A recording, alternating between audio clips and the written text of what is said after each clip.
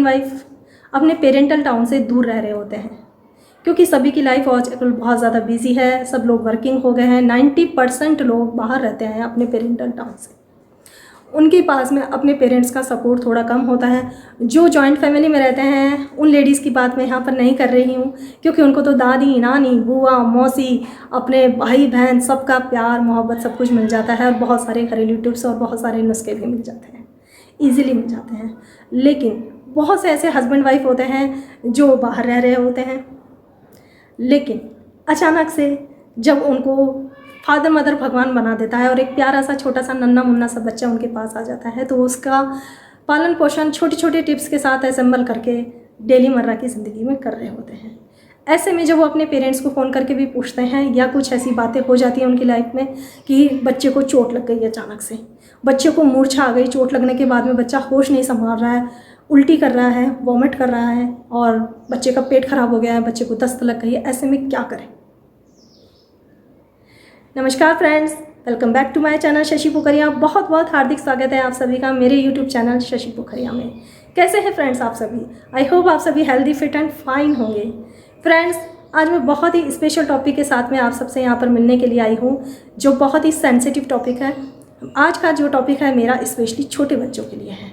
Use तो बड़ों के लिए भी आती है, लेकिन आज के टॉपिक में हम सिर्फ छोटे बच्चों के बारे में बात करेंगे। तो फ्रेंड्स, मैं बताती हूँ आपको, ऐसे में जो फादर मदर सर्वाइव कर रहे होते हैं कि छोटा बच्चा अचानक रन कर रहा है, चल रहा है, फिर रहा है, मतलब कि वॉकर पे चलता है, तो अचानक सर गिर जाता है, गिर गया तो फॉरहेड पे यहाँ पर चोट आ गई बच्चे को। जब चोट आ गई तो बच्चा तन जाता है, हालत ख़राब हो जाती है बच्चे को, वो पुकार पुकार के रोने लगता है, बहुत बुरी हालत हो जाती है। पेरेंट्स की, मदर की खुद की हालत बहुत बुरी हो जाती है कि किस तरीके से उस बच्चे को संभाले उस कंडीशन में। और ऐसे में वो डॉक्टर के पास लेके भी चले जाते हैं।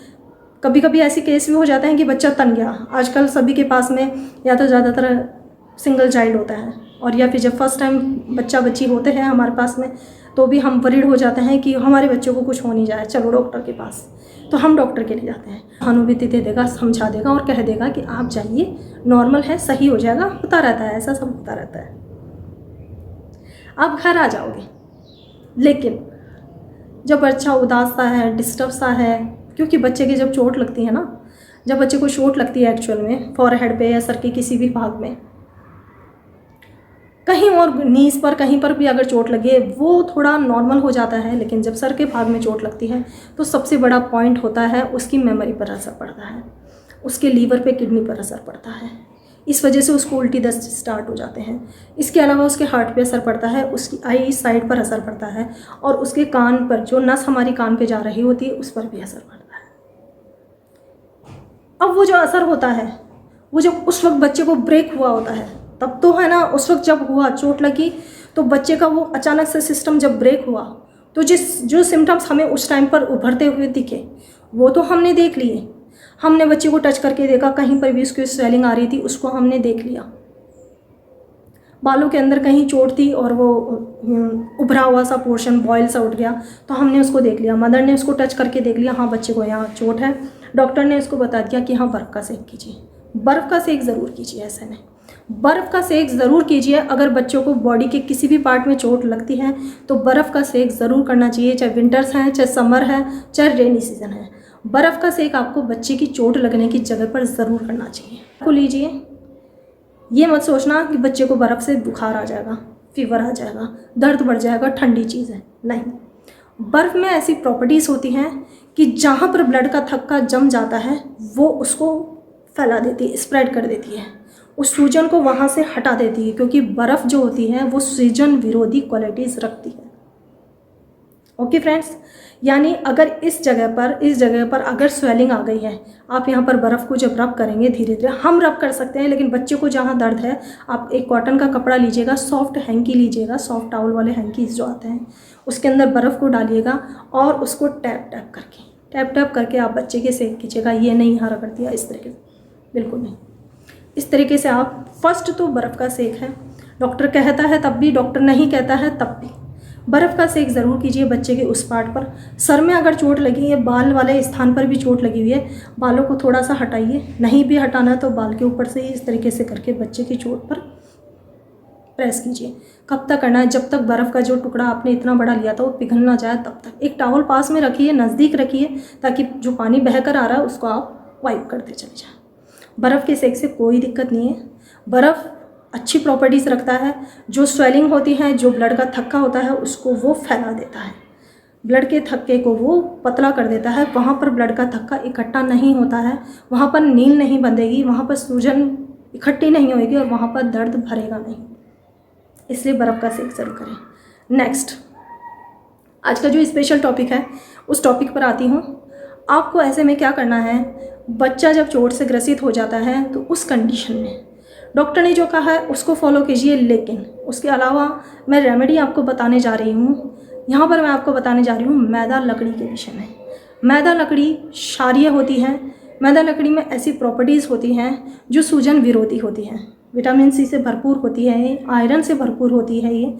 इसका कलर कुछ ब्राउनिश कलर का होता है और उभरी उभरी सी दिखती है, जैसे जायफल होता है, लकड़ी का टुकड़ा सा होता है। आप बिल्कुल भी घबराइएगा मत। उसको दिन में 3 टाइम आपको बच्चे को दूध में पिलाना है। उस कंडीशन में जब बच्चे को ऐसे में चोट लग जाए तो कोशिश आप कीजिए आपको कहीं से भी काऊ का मिल्क मिल जाए। काऊ के मिल्क में अगर आप वो बना के पिलाते हैं बच्चे को तो बहुत जल्दी ऐसा करेगा। बिकॉज़ जो भी जड़ी बूटियाँ होती हैं, जो भी हर्ब्स होती हैं, वो जब हम काऊ के मिल्क के साथ में बच्चे को देते हैं, कोई भी जड़ी बूटी होती है, बच्चा हो या बड़ा हो, बुज़ुर्ग हो, हम अगर काऊ के मिल्क के साथ में उसको देते हैं तो बहुत अच्छे से वर्क करती है। क्योंकि काऊ के मिल्क में ऐसी तासीर होती है जो बीमारी को दबाती है, बीमारी को बढ़ाती नहीं है, और पोषक तत्वों से भरपूर होता है काऊ का मिल्क। भैंस का मिल्क में पोषक तत्व नहीं होते हैं, सिर्फ फैटी एसिड होते हैं, फैट होता है। फैटी एसिड नहीं, फैट होता है ओनली।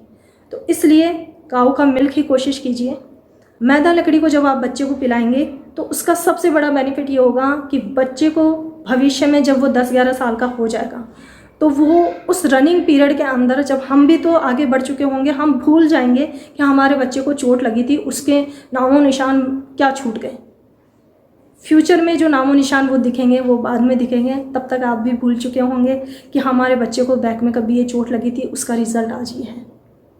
इसलिए मैं तो आपको यहाँ पर यही कहूँगी, जिस तरीके से हम घर में जायफल, लौंग, काली मिर्ची, हल्दी की गांठ, धनिया और भी बहुत सारी हर्ब्स हैं, गरम मसाले हैं, तेज़पत्ता है, चीनी है, दाल है, ये सब चीज़ें जिस तरीके से घर में हमारे किचन स्टोर्स में अवेलेबल रखते हैं, उसी तरीके से मैदा लकड़ी हर घर के अंदर होनी चाहिए।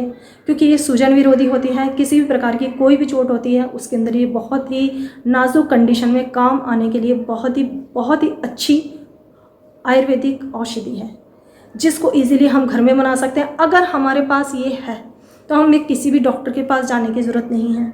हम खुद ही अपने आप इस समस्या को कम्प्लीटली सॉल्व आउट कर सकते हैं। और अगर आपके भी कभी चोट लग जाए तो जिस वे में मैं आपको रेमेडी बता रही हूँ, आप उस वे में उस रेमेडी को यूज़ करके आप भी इसको दिन में 3 टाइम इसी तरीके से लीजिए। बच्चा माँ का दूध पीता है। पेरेंट्स की समस्या यह है कि बच्चा तो माँ का दूध पीता है, उसको कैसे देंगे। मैं बता देती हूँ आपको, जो बच्चे माँ का दूध पीते हैं उसको मैदा लकड़ी आप इसी तरीके से, जिस तरीके से ये बनाया है, इसी तरीके से बना लीजिएगा। और इतना 1/4 स्पून जितना कोई भी औषधि है वो बच्चे को देने के लिए मना नहीं होता है। इतना सा यानी 1/4 स्पून जितना आप बच्चे को जीभ से अंदर डाल दीजिए। 6 महीने के बाद के बच्चे को दूध ऊपर का, पानी ऊपर का अपन आराम से पिला सकते हैं। 6 महीने से नीचे का बच्चा है, 1/4 स्पून आप दिन में 3 या 4 बार बच्चे को दे दें। भूखा नहीं दें, माँ का दूध पिला दें, और माँ का दूध पिलाने के बाद 1/4 स्पून बच्चे को पिला दें। और जो बच्चे 6 महीने के अबाव हैं उनको दिन में 3 बार 1-1 चम्मच पिला दें। और जो 8-9 महीने के अबाव हैं, 8-9 महीने के जो अबाव हैं बच्चे, उनको आप हाफ कप से छोटा यानी 1/4 कप, 1/4 कप जितनी उनकी क्वांटिटी उनकी भूख के अनुसार होती है दूध के पीने की, 1/4 कप आप उनको ये पिला दीजिए और दिन में 3 टाइम पिला दीजिए। बेनिफिट इससे ये होगा, उस बच्चे को वहाँ फ्यूचर में कभी भी दर्द नहीं होगा। और जब चोट लग जाती है तुरंत ही आप घर में इस चीज़ को जब रखेंगे तो तुरंत ही बना के पिला देना है।